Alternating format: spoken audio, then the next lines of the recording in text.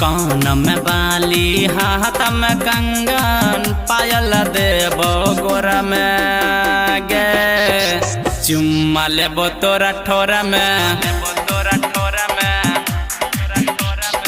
कान में बाली हाथ में कंगन पायल देबो गोरा में गे चुम्मा लेबो तोरा ठोरा में।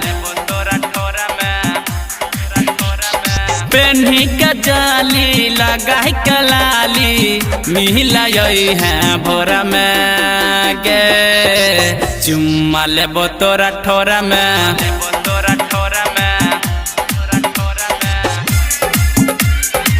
Mithila recording studio Ludhiana.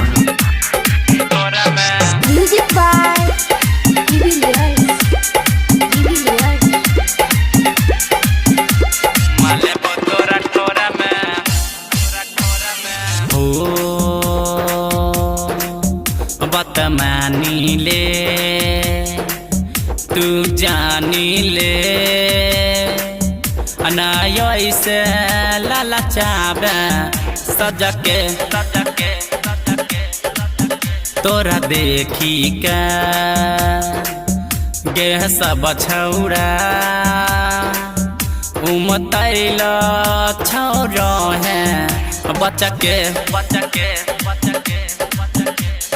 हाँ तब पकड़ के रख तो जकर के लहक जतो एक ओर में गे चुम्मा लेबो तोरा ठोरा में।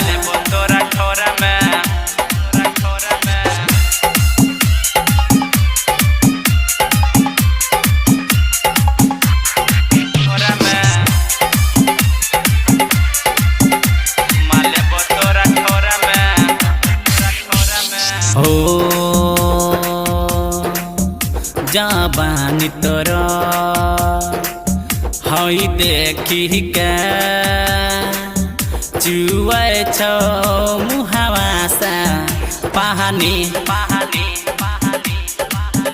तोरा देखी के यह सोच छियो अब निजो ना दिलावा के रहानी राजस रजाई संजू सने ही राहतों न के करे डोरा में गे चुम्मा लेबो तोरा ठोरा में।